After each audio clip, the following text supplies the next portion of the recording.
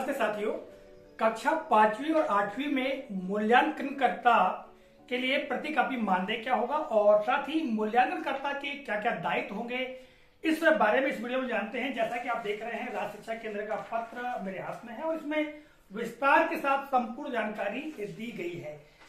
जो कर्मचारी या अधिकारी मूल्यांकन कार्य में लगेंगे उनकी जानकारी भी यहाँ दी गई है, उनके दायित्व भी दिए गए हैं, किंतु इस वीडियो में केवल मूल्यांकनकर्ता से संबंधित हम चर्चा करेंगे। इस ग्रीन बोर्ड पर हमने महत्वपूर्ण जानकारियों को लेकर भी रखा है और यहाँ जो जानकारी दी गई है उसी का जो सार है यहाँ पर हमने बताने का प्रयास किया है। तो आइए प्रारंभ करते हैं। सबसे पहले हम दायित्वों की चर्चा कर लेते हैं। तो सबसे पहले क्रम पर आता है आवंटित उत्तर पुस्तिकाओं की जांच करना, अर्थात मूल्यांकनकर्ता को जो उत्तर पुस्तिकाएं प्राप्त होंगी उन उत्तर पुस्तिकाओं की जांच उन्हें करना है। यहाँ पर जो जानकारी दी गई है कहा गया है कि मूल्यांकनकर्ता इस बात की पुष्टि कर ले कि पोर्टल द्वारा जिस कक्षा या विषय व रोल नंबर की उत्तर पुस्तिकाओं का आवंटन किया गया है वही उत्तर पुस्तिका उनको प्राप्त हुई है। यानी इस बात की जांच कर लेना है कि जो उत्तर पुस्तिकाएं एक मूल्यांकनकर्ता को आवंटित की गई है और जिस कक्षा या विषय की और जिस रोल नंबर से जारी की गई हैं वे ही उनको प्राप्त हुई हैं, ऐसा सुनिश्चित कर ले, ऐसा इसमें कहा गया है।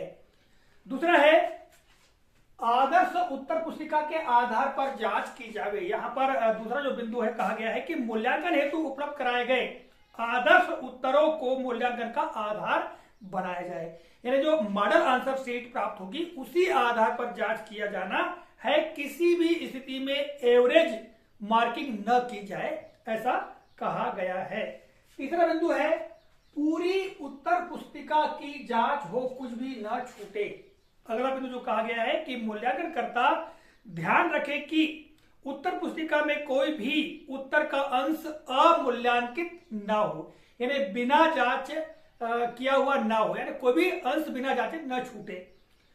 विद्यार्थियों को 0.5 अर्थात 1/2 अंक से कम नहीं दिए जाए। यानी जो इसके नीचे जो अंक है जैसे 1/4, ठीक है, या 1/8, इस प्रकार के अंक नहीं देना है, यानी आधा अंक से नीचे नहीं देना है। यदि कोई उत्तर गलत है तो उसके लिए 0 अंक दिए जा सकते हैं, ऐसा यहाँ पर कहा गया है। कुल मिलाकर के 1/4 या 1/8 इस प्रकार के अंक नहीं देना है, यानी आधा अंक से ऊपर ही देना है, या फिर अगर गलत ही है तो 0 अंक देना है, ऐसा कहा गया है।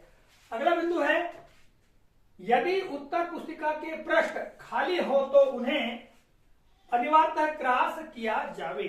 यहां जो जानकारी दी गई है, जैसा कि मैंने आपको बताया कि जो भी पृष्ठ यदि विद्यार्थी द्वारा छोड़ दिया गया है, उसको पूर्ण नहीं किया गया है, तो उस पृष्ठ पर क्रॉस कर देना है, यानी बिना क्रॉस करे नहीं छोड़ना है। क्रॉस का अर्थ ये होगा कि हमने उसको जांचा है या देख लिया है कि यह पृष्ठ खाली है, इसका अर्थ यही होगा, इसलिए क्रॉस करना अनिवार्य है। अगला जो बिंदु है संचय योग।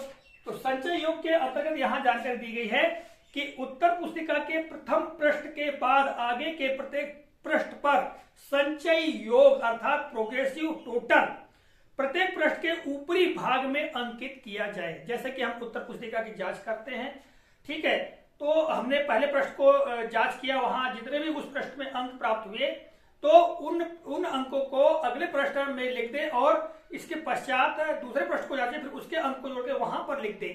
अतः इसी तरह से हम अंकों का जोड़ करते करते यानी कुल मिला के प्रोग्रेसिव जो टोटल है वो करते करते अंत पृष्ठ तक जाएगा, फिर टोटल जो हो जाएगा उसका जो टोटल अंक है उनको मुख्य पृष्ठ पर अंकों और शब्दों में अंकों की प्रविष्टि की जाए, ऐसा कहा गया है इस बिंदु में।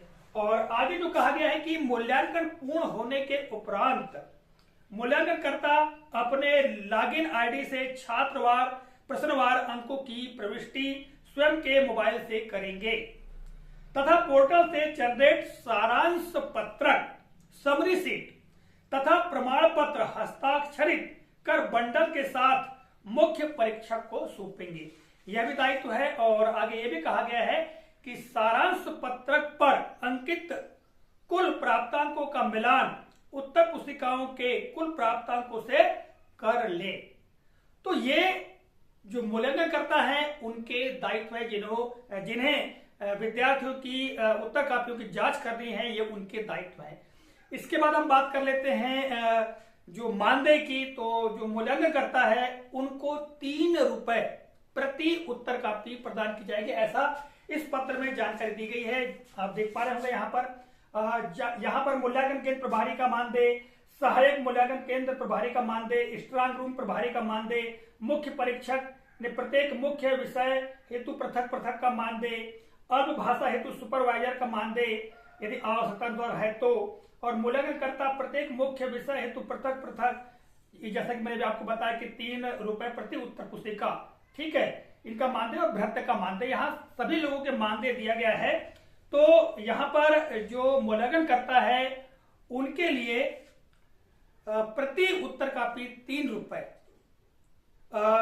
यहाँ पर मानदेय देने की बात कही गई है, और अधिकतम 8 दिवस के लिए ये प्रदान किया जाएगा, ऐसा यहाँ पर कहा गया है। विस्तार से जानकारी के लिए आप राज्य शिक्षा केंद्र के इस पत्र का अवलोकन करें। 18 अप्रैल 2023 का पत्र है। इसमें सारी जानकारी और सारे मूल्यांकन में लगे हुए अधिकारी हो, कर्मचारी हो, सबके यहाँ दायित्व का वर्णन किया गया है। इस वीडियो के माध्यम से हमारे मूल्यांकनकर्ता साथियों के लिए हमने जानकारी विकसित करने का प्रयास किया है। आशा करते जानकारी उपयोगी लगी होगी। मिलेंगे अगले कालखंड में, तब तक के लिए जय हिंद।